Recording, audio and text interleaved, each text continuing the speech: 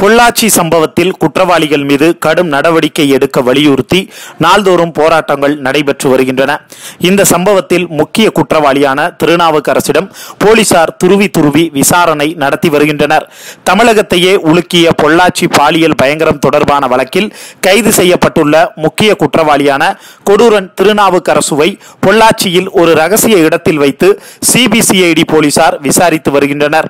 சதீஷ், சபரிராஜன், வசந்தகுமார் ஆகியோரின் பெற்றோரிடமும் போலீசார் விசாரணை நடத்த திட்டமிட்டுள்ளனர்.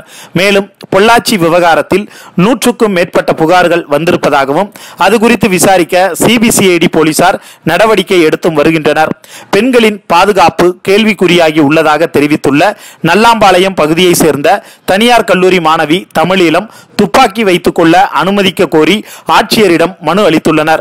பொள்ளாச்சி பாலியல் வன்கொடுமை விவகாரத்தில் தமிழக மக்களின் மனநிலை எப்படி உள்ளதோ அப்படித்தான் தனது மனநிலையும் உள்ளதாக இசையமைப்பாளர் இளையராஜா கருத்து தெரிவித்துள்ளார். விரைந்து நடவடிக்கை கோரி டெல்லி தமிழ்நாடு இல்லத்தை முற்றுகையிட்டு அகில இந்திய மாதர் சம்மேளனத்தினர் ஆர்ப்பாட்டத்தில் ஈடுபட்டுள்ளனர். ஆனி ராஜா தலைமையில் நடைபெற்ற இந்த ஆர்ப்பாட்டத்தில் ஏராளமான பெண்கள் பங்கேற்றனர்.